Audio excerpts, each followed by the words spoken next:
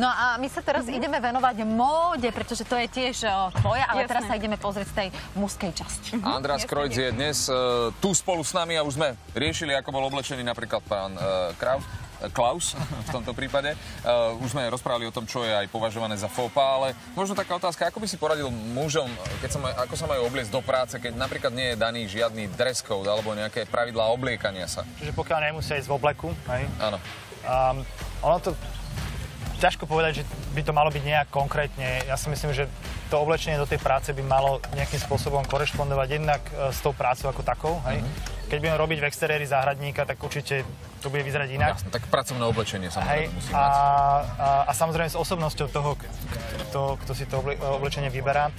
Ale v princípe, pokiaľ pracujeme niekde v kancelárii, nemusí to byť veľmi formálne, tak tomu, čomu by som sa ja úplne nejakým spôsobom akoby sa snažil vyhnúť, sú také tie, že otvorené topánky, šlapky, určite nie tie sandále, o ktorých sme hovorili, ale možno nejaká uzavretá topánka. Keď to môže byť viac casual, tak možno niečo také, akoby, ako tu vidíme, nejaké loafery, čiže nejaké mokasínky, alebo tzv. Boat shoes, ktoré sa používali na loď kedysi, kombinované, povedzme, môžu byť aj džínsy, alebo povedzme nejaké také čino-nohavice, bavlnené.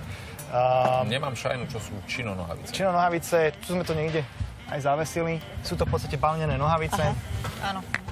Hej, ktoré sú dostupné. Čiže kvázi elegantné nohavice.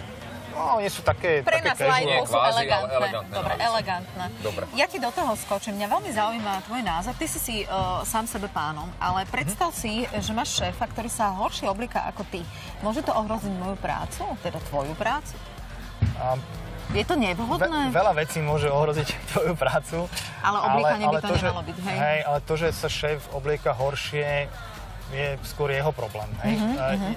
Jasné, že asi superiť za každú cenu s tým šéfom, že kúpim si lepšie hodinky. to tak majú. Ja chcem vedieť, muži to tak majú. Kúpim si drahší oblek alebo niečo podobné, akoby robiť mu naschvál, asi nebude dobrý nápad. Ale teraz kvôli tomu, že šéf sa nevie obliecť, tak teraz nebudem sa ja na schvál obrekať horšie.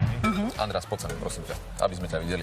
A trošku nám vysvetli, že ako, lebo vieš, niekedy, keď si chlapi vyberajú oblek, tak väčšinou si dajú také niečo nadrozmerné, len však ja do toho nejak ako priberiem a tak ďalej.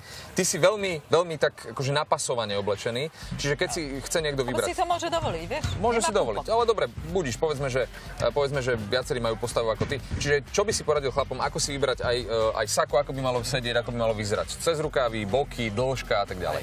No to, že mi to nejak sedí, tak je tým, že ja nie som veľmi konfekčná postava, čiže nižší, štílejší, takže všetko, čo vidíš, je v podstate robené na mieru. Dobre, dobre, ale však okej. Tak ako by to malo byť, hej, tak ten rukáv na tom saku by mal byť zhruba niekde po zápeste, hej. To znamená, že nie je dlhšie, žiadne niečo takéto, lebo tá košela potom z toho nikdy nebude vidieť, hej. A ona má pretrčať, že? A ona by mala byť trošku vidieť, hej, nejakým takýmto spôsobom.